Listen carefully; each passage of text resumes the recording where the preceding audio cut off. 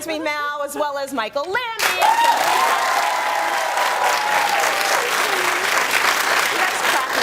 It doesn't feel like work when you all are here. Okay, we know that decor and fashion trends very intermingled. It's hard to figure out which comes first. It's that chicken and egg situation, and there is so much out there. How quickly it all lands in our homes now is like faster than ever. So you're all out and about doing your thing as designers. You see the trends, and you've brought in some of the latest things that are like, exciting you right now. So Sharon, I'm going to start with you. What are you loving out there? I've got some shots from Paris. One of the things that was really hard not to notice was all the animals, exotic animals, insects. So I've got a few shots of monkeys. They were very prevalent. So I took a picture of a couple of monkeys, and I had to stop after a while. So there's this great monkey sitting on a yellow sofa. It's sort of a structural object, which was really cool. Saw them in different ways. And then also exotic birds. And this was quite beautiful on a upholstered chair. So on bigger investment items as well, which I thought was really cool. And then these beautiful ceramic insects from this Portuguese company that were crawling up the wall in the dining room. I don't know about that, but I thought it was really cool. So another thing with the animals, that when I came home, because of course you've got these things in your mind, right? And you go out to the stores, and HomeSense is already sort of, they've probably been there for a while. I'm just like major on target. So monkey lamps, you're going to start seeing more of. I have seen that monkey lamp. Actually, he's already made an appearance on the show. So obviously a hot item right now. You better start paying him. Yes. Fun, like a lot of fun. So I think like the rabbit lamp as well, where it's just a little bit tongue-in-cheek.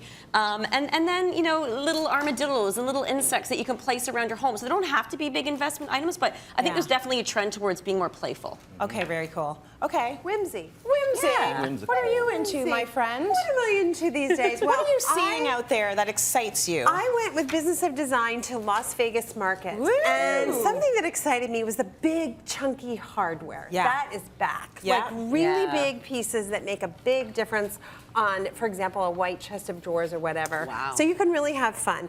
The other thing I noticed was similar, like sculptures and a lot of textures. So for example, affordable wall art that's like a textured black kind of, it looks almost like bent leather or something. That is very cool. Very sexy, right? And you could use that anywhere.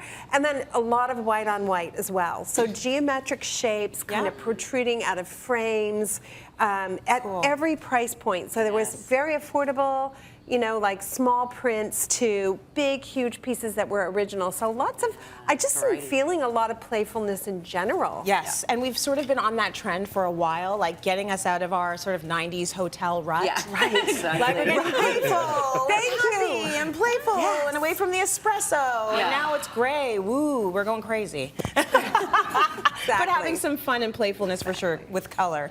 Micheal, what are you seeing out there that you're finding very exciting in design and decor? For me, I've been doing a lot of kitchens lately, and everyone wants a white kitchen these days. Yes. So to break it up a bit, going into two-toning.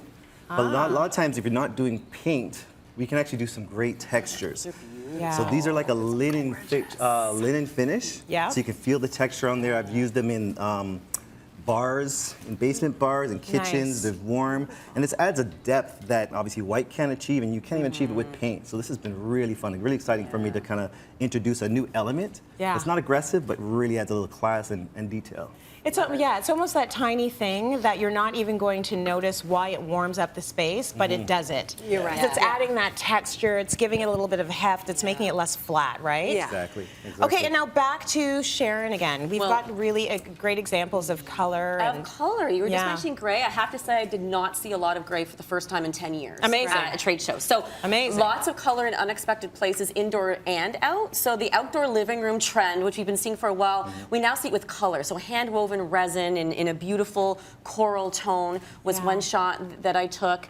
And then a fun starfish. Now this is like a bouncy sort of bouncy, but beanbag, like comfy. But then you can also throw it in the pool. So you can float around in this. Forget about those clear plastic ones. And then again, overall color was colorful. I saw lots of ochres and copper tones. So again, not a lot of gray. And then color also in really unexpected places, which again goes to that playful thing we were all talking about, where we're seeing like a color in a sink, like a very sculptural wash basin that's very colorful. So you wouldn't expect to see that. I know we're kind of maybe going back to the 70s, but bolder.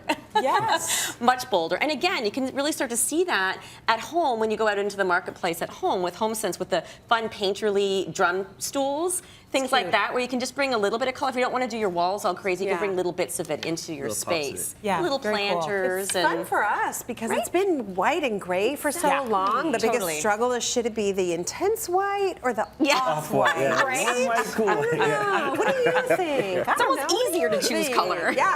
It almost is. So